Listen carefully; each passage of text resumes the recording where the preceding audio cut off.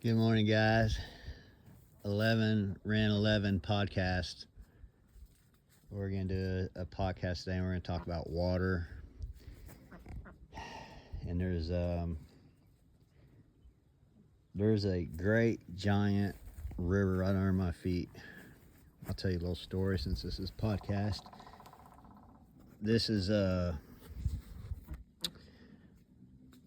probably, I don't know how many years ago it was, but anyway, it's probably been like 18 years ago or something maybe. We drilled this water well right here. I got it covered up. I'm gonna go ahead and uncover it because we have some bitter cold here. I think it's about done for the year, hopefully. So anyway, we did this water well. I'm gonna tell you a story.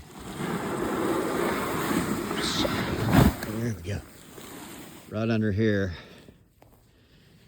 is a well that goes down probably close to 300 feet. I should have put in this concrete. You guys ever drill your own water well in the future? When you pour this slab right here, make sure to scratch in the concrete when it's still wet how deep your well is and how deep your pump is hung at and how many feet of casing you have. Those three things. Should have done that, but didn't. But if you ever do yours in the future, if you ever do a water well, when you do this little pad, it's a great thing to do. But anyway, back to the story. So, talking, do the same time maybe. When we drilled this well, the well driller at the time, was an older guy. The older generation seemed to be a lot more honest back then, and they tell you things, you know, here and there. I stood out there and talked to him for a while, and he told me when we hit the Great Waukulla River, the water was percolating up about, I don't know, about 2 foot off the ground. It's like percolating up, and coming up, blah, blah, blah. And he said when we hit that Great Waukulla River that's underneath this land, it's gonna suck that water straight down the hole. And I said, yeah, whatever. I thought he was pulling my legs. Okay, cool, you know. And sure enough, it did. The water was percolating up out of the ground, and then it hit that great underground river, and it sucked it right down the hole. And the great underground river that's under here comes up right at the diving board at Waukulla Springs. If you ever been to Waukulla Springs, you know they have a diving board and glass bottom boat trips, and there's a what do you call those buoys? There's a swimming area buoyed off that would you know, sort of keep you safe from the alligators, which are everywhere over there. That's the theory behind it. But anyway, back to the story. So I need to tighten that up. The well guy came out here and replaced this box, even though I had a brand new one on there. Said the box was bad, but then later I found out that there was a little valve. I found it laying on the ground, a little $5 valve, where you air it up at. So I think maybe that was a problem, not the box. But anyway, $600 or $700 later for a 5-minute job. But I had to work on that later. He left it like that and have to fix it sometime. Anyway, so back on this story. This underground river that's underneath here goes and comes, it's one of the biggest underground aquifers around, and the official name of it might be the Floridan, nicknamed the Great Waukulla River. But it comes up right there, Waukulla Springs, and forms the springs that takes off and forms the whole river system that you go diving off the water, you know, off the diving board right there. And right there, when you dive off the diving board at Waukulla Springs, is the river that goes under my feet right here. It's about 300 feet under my feet. one of the biggest around, maybe one of the biggest in America, maybe the biggest in the world. Maybe you can go research that. I haven't had time to research that lately, but it comes up right there at the diving board, and forms that river that takes off and forms a river and goes all the way to the coast. Pretty cool. There's another story to this water well. Is we hit some falling water like at about 50 something feet, and it was roaring. It was just crashing. It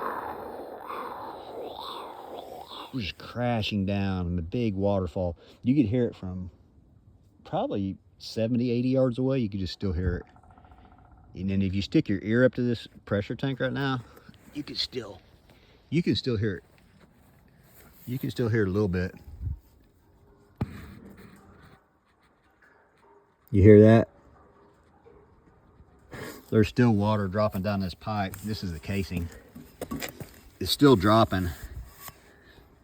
It's still dropping down from around 50 feet maybe, dropping down to the water underneath. I think the pump was, I should have wrote this down, but I didn't. Like I said, I should have scratched this concrete is what I should have did. That would have been there forever. Scratch the depth of the well, the depth that the pumps hung out, and how many feet of casing. But anyway, you can still hear it.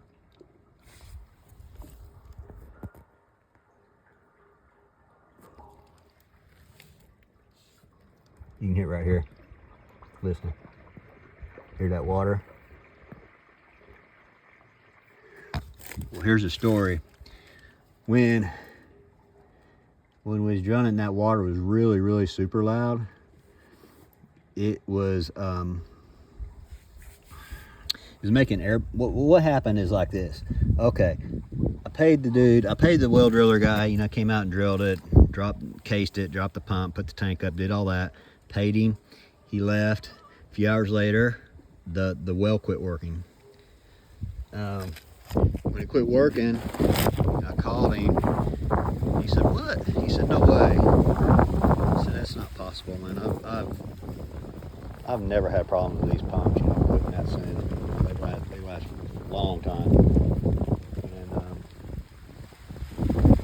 so I'm just gonna walk while I talk here. So he came back, pulled the pump, put a new pump, dropped the new pump back down in the water well, and left. A few hours later, stopped working again. Came back, did it again, pulled the pump, put another pump in there, and dropped it back down the casing, and left again. A few hours later, stopped working again. Okay. Came back this time, and he said, "Hey man," he said, "I've been doing this for many years, decades, and I've never replaced one pump, let alone two pumps." So then we figured it out, or he figured it out, that what was happening was that water that was crashing down in this casing right here, that hole that goes down into the greater Wakulla River that comes up at the Wakulla Springs, the diving board. It was driving, it was such a drop, and it's driving air bubbles maybe 100 foot down into the water and coming up with air bubbles underneath the pump and fouling the pump. So pulled the pump up again, put a plug in it, and they never had a problem since. But that was going to lead me into my next point. What I was going to talk about is, obviously, prehistoric people lived here before we lived here. And I think I don't know, they knew a lot of stuff we didn't know. So right there at the Wakulla Springs, where this river, where that casing goes down through the limestone, all the way down into that greater Wakulla River, I think it's called the Floridan Aquifer. and it comes up at the Wakulla Springs at the diving board right there at that, where it makes the whole big river system that goes down into the Gulf called the Wakulla River. You can go down there and take glass bottom boats, you know, and check out the alligators and the white. It's a beautiful river, just gorgeous. And the water temp stays about the same all year long, I think. And you can go swim there, and so as long as you stay inside the buoys, because right on the other side of the buoys there's alligators. And there's a woodpecker. He sees something. You ever hear that? That means he sees something, he's saying something. They're good watchdogs in the woods. They'll tell on a deer a lot of time too. The big buck stands up, stretches, walks around, takes a leak or whatever. Those woodpeckers will spot him and they'll yell. They'll yell at you too, or other humans, or predators, whatever out there. They'll let you know. But anyway, back to the story about the Wakulla River, and right there at the diving board they found a huge mastodon, and it's in the Tallahassee Museum. And I haven't been to that museum in, man, it's probably been 8 or 9 years. I think they've redone it and made it a lot better, somebody told me, but they recreated, restructured that woolly mammoth and put it together in the museum. Or the skeletal structure of it is rebuilt. The best I remember, they might have redone. Like I said, it's been years since I've been over there, but really cool museum. If you have kids, really, really great museum to take them to. I think it's called the Natural History Museum. It used to be right next to the state capitol building, so you can check that out sometime if you're ever in Tallahassee, which is about 15 miles to the south of me as the crow flies. So they found the great big mastodon right there where this goes down into the underground river and then comes up, I don't know how many miles, 40 miles south of here to Wakulla Springs, and forms the whole river, the Wakulla River that feeds into the Gulf. So interesting, very interesting. Little tidbit of information there. Now, what I was going to talk about is the prehistoric people and other life forms that used to be here. There's a lake about 5 or 6 miles this direction, which is southeast of me, southeast, that when they were drilling wells in the 1930s around Lake Iamonia, they found all kinds of creatures. They found prehistoric or earlier life form creatures that aren't here anymore. They found bearcats, mini horses. Bearcats were like a gnarly saber-tooth tigers, but the bearcats were like a snarly apex predator that had like this was sort of like half a cat, half a bear, sort of like the Bainbridge, Georgia Bearcats mascot. That's where it came from. There used to be stuff like that around here. If you go to that museum in Tallahassee I was telling you about, they have an armadillo that's like, oh man, it's bigger than it's probably like 3 feet tall and I don't know, 4 foot long. It's big as a wheelbarrow, like standing up. Like it's I guess things used to be bigger. My point, I guess things used to be bigger back in the day. Look at these gnats starting to, you see them? They're starting to come. They'll be waking up pretty soon. But yeah, so if you go to that museum, I guess things used to be way bigger back in the day. I guess there was more oxygen maybe in the atmosphere. But I know there's prehistoric people here, and I don't know how old, because if you ever get Indian artifacts books and you look at the different eras of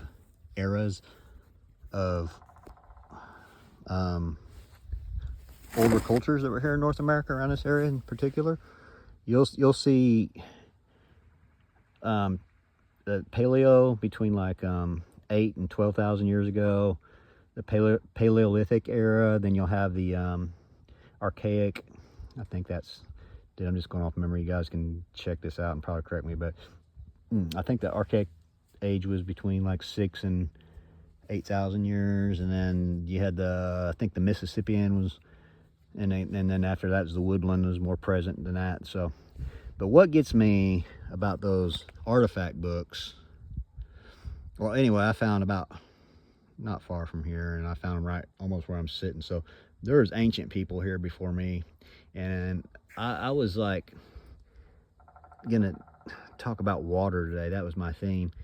Something about this land here, you could be like really dead dog tired and walk out of the house and just start walking around the yard, and the next thing you know, you spent 3 or 4 hours outside and you're not even like realizing it. It's just time just right by.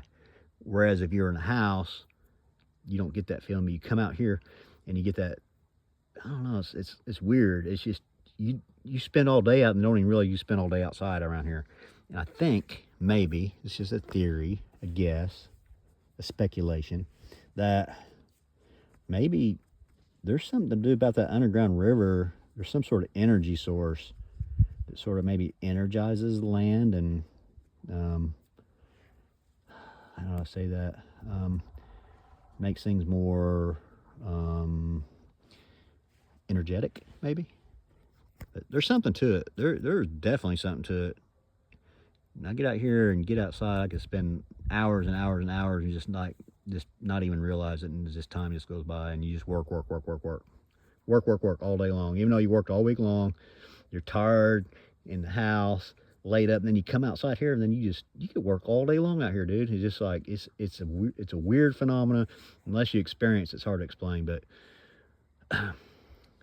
back to life forms, and I guess there's different theories about like the in the beginning, the Paleolithic, and the ice maybe came down, the Macedons came down, and hunter-gatherers followed them and traveled down, and then they came down into Florida and whatever. But I found something, and I took it to the museum down there that I was telling you about, and it was a really nice piece, and I think I was just meant to have it. And so I had just seen a armadillo come out in the day, which is not really common. They're usually night animals, nocturnal animals, and it just the light hit it, and it just glimmered and shined, and it just looked bigger than life. Like it was like not that. It looked big and just bigger than life. Like wow. And so I went over there where it was at, and right there underneath of it was a really nice Paleolithic bowline beveled with a perfect hole in it, like somebody had it was very special, like tied to something, maybe as a necklace or whatever. But I took it down to Tallahassee, and they checked it out, and they told me it was they thought it was the Paleolithic time frame where it came from, which was, I think, between 9,000 and 12,000 years ago, which, that's all cool and everything, but like I said, I was going to make a point about those Indian artifact books that you see, and here's my problem with it, or not a problem, but a thesis. And here's my thesis. How can human beings, I can't see much of a difference between a Paleolithic piece and a Mississippian piece, which might span 9,000 to 10,000 years apart from each other, okay? Or woodland era piece. You're trying to tell me that humans can improve or don't improve in 10,000 years, bro? That's just... that part just it doesn't make sense to me. I can't see humans not, because we're creatives, man. We imagine things and create things. That's what humans do. Everything you see in life, you think about, we've imagined it, or a human has imagined that and created that. They imagined a tank, a pressure tank. They imagined a machinery that can drill down through the earth to get the water. They imagined just all kind of how to make the copper wire to run the power to pump the water. They imagined the glass on that gauge or on that tank to tell you how much pressure it is. We imagine things and then we do it. That's just how humans are, I think. But anyway, back to those artifact books. I don't have it in front of me, but I have one in the house. I should have showed you, but those artifact books, they can show a piece from 10,000 years ago that looks almost identical in workmanship and attention to detail and, you know, all that, that almost identical to one that was 500 years from now, or ago, from present day. So the whole history thing, I don't know if I buy the whole history thing on how old things really are and where we really came from and what this place is, and that, you know, I'm just not set in stone on it. I'm flexible. I'm willing to change directions and look at different different theories and whatnot. But for example, I've checked out the Tartarian. I don't know if you guys ever heard of the Tartarian Empire, and you look at some of those old, a lot of old cities, or the buildings are built right on top of a previous building. Which, just check out Tartarian empires and their building and their bells. And supposedly this was not supposed to happen. This got sort of erased from our history, that we were told that there never was a Tartarian empire, and they started giving last names to humans that you know, came into existence. They just made up last names and gave them, and they got rid of all the last names that had the word Tartarian or Tartar or anything like the word Tartarian or Tartar or anything like that, because that was some sort of a history they wanted to erase it. Now, I can't prove any of that. I just seen enough of it that if they were building stuff like that before 200 years ago in the 1800s, and we can't duplicate anything close to that nowadays, that yeah, there probably was a technology that was here. There's probably, our ancestors might have been Tartarian, and there might have been something here we don't understand. And people came and people went, and there's something about this timeline and the shape and nature of this place and whatever. So I'm very open-minded about that. But I saw the Tartarian stuff, and not personally though, so you never know. So I really don't know about history. Don't really know what's true, what's not true. I was just sort of keeping an open mind up. But I don't think they lied about what they found in 5 miles over there in the 30s, which were the Bearcats and the miniature horses and the little camels and the saber-tooth lions and all that stuff. I'm pretty sure they might have been legit. Now, as far as dinosaur bones go, I'm not sure they're legit. I'm not convinced on that yet. I've seen some arguments against it that say it might have been fabricated. But anyway, back on the topic of water. You know, there was a Japanese scientist, I think his name was Emoto, that I think beyond a doubt proved that water carries intelligence and carries frequency. And you know, I think he did. If you go research, if you ever have spare time, into a Japanese scientist that dedicated his whole life to water and how water can hold resonance and energy and whatnot. You could check him out. I think it was Dr. Emoto from Japan. But things like that sort of stuck out to me. So right now, if I would give you a glass of water out of this well right here, I should have brought one. I wasn't planning on doing this long form podcast. I just sat down here in the grass and I can't get up. It feels good. Already got rid of my socks and boots and socks. But anyway, if you would get a cup of this water right now, it'd be full of like you'd see it and hold it up to the light and say, man, what's that? Man, it looks dirty. But then after about a minute or so, it'll settle out, and what it is air bubbles. So there's still air, I guess, down in there somewhere under the ground, and it's full of air. The water's impregnated with air, infused with air. It's interesting. But I did a parts per million test on this water, because I went through this whole thing in my life. I'm not sure, I probably should have did it, but I went through this kick that I thought I was going to drink nothing but distilled water for a year. I said, I'm going to go try it. And and it's probably, like I said, probably not the smartest thing in the world, because I collected water from big rainstorms right off my roof and drank that stuff for about a year. And this was, I don't know, this is probably 8, 9, 10 years ago. But what I found later is all this crap up here this airplane pollution. Look at that. Was probably coming down in the rain, and I was probably just like totally drinking that for a year, not knowing any better, which I'd never do again unless I had to. So I went through this whole kick. Look at that. I was probably drinking that, and we got a big rain supposed to be coming in tomorrow, and the river's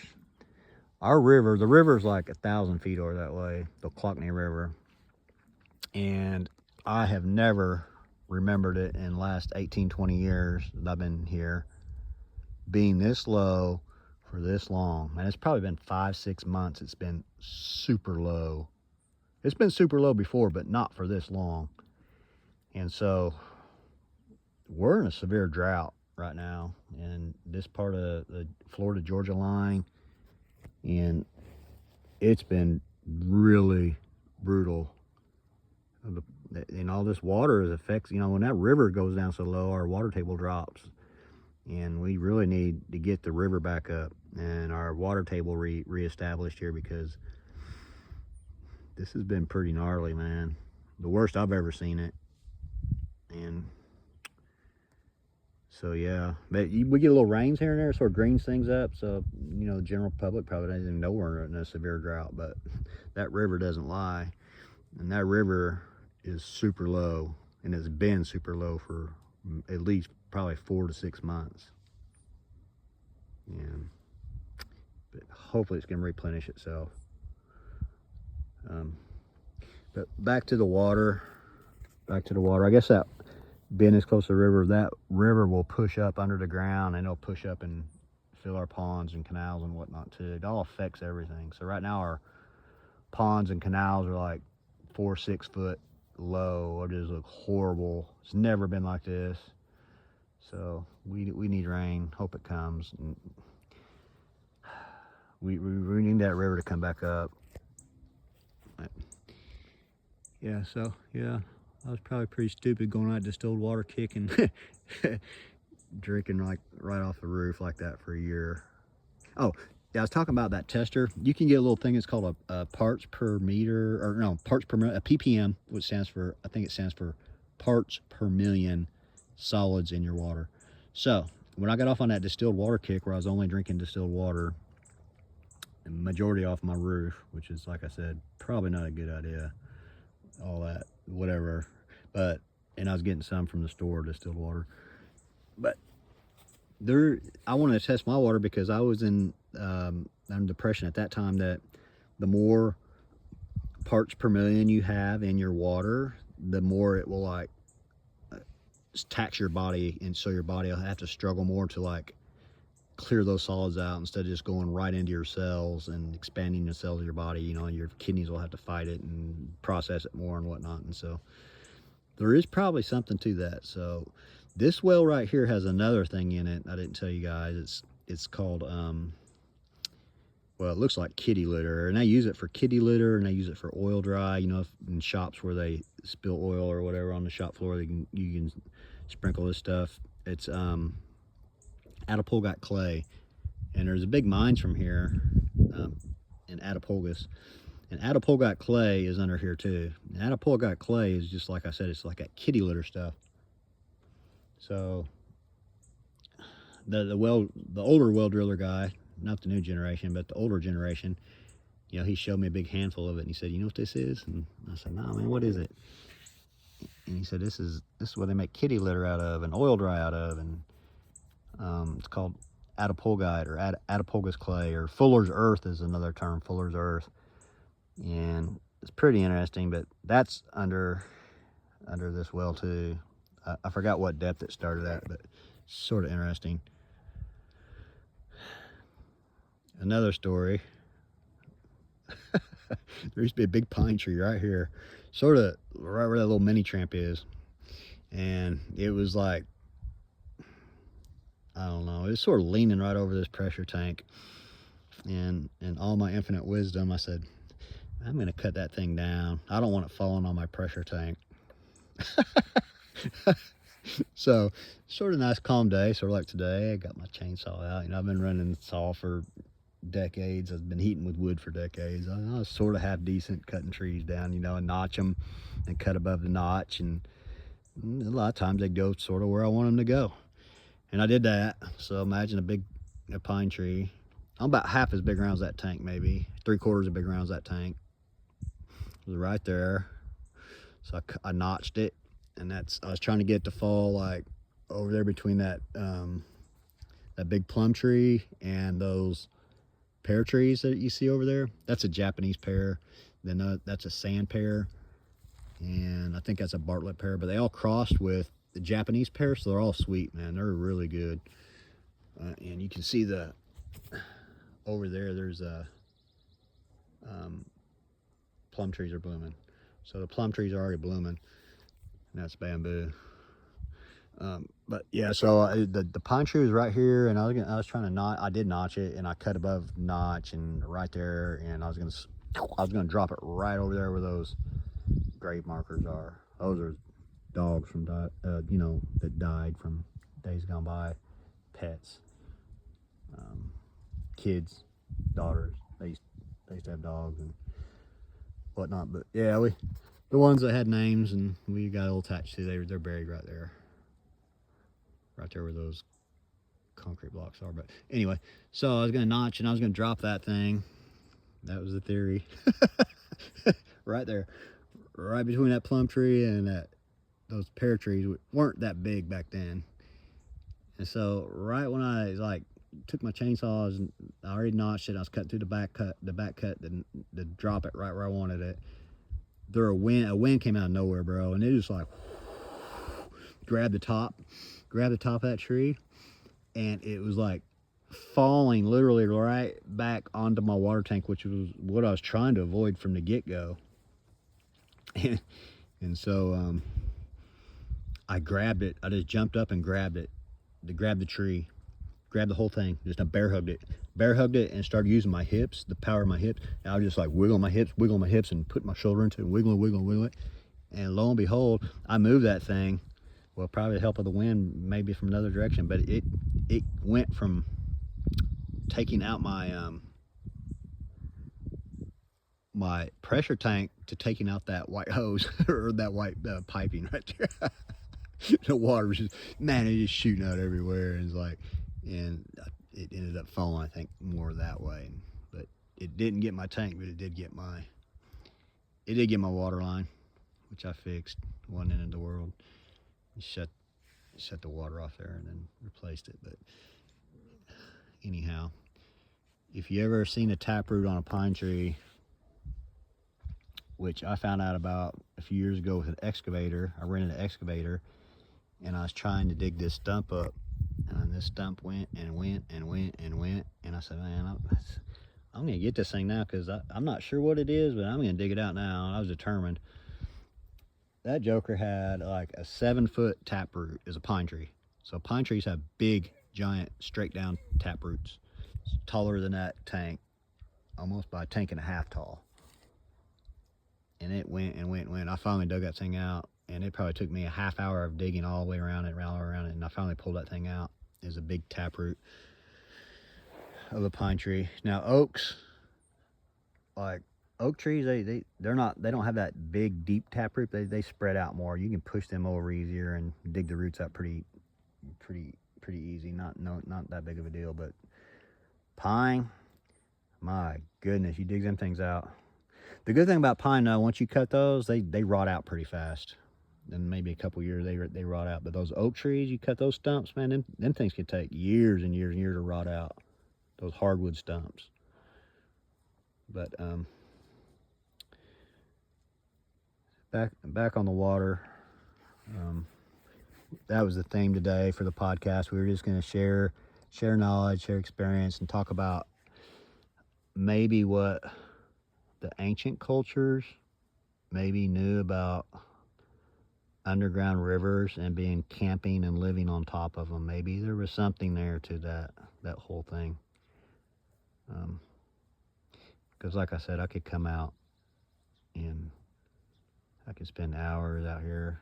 Once I come outside, it just energizes me somehow. Whereas I was in the house, I could be stuck on stuck on the gadget or whatever, and just it's different when you get outside. Even for the first 5 minutes it might not be, but after that it'll just kick in. But anyway, so happy Valentine's Day, guys. And like I said, in the deep south, it's usually about the time we plant potatoes. So if you want to put a few potatoes out and you're around this zone, I think we're zone 8B here, maybe. And they might reclassify it at 9 a while back. I'm not sure if it went up this far from Florida or not, but it's about that time. So I guess we'll get off of here for this podcast for now, and we don't have a guest to talk about water today, so we just sort of went monologue today, and we went on for a good little bit, and hope we share some information,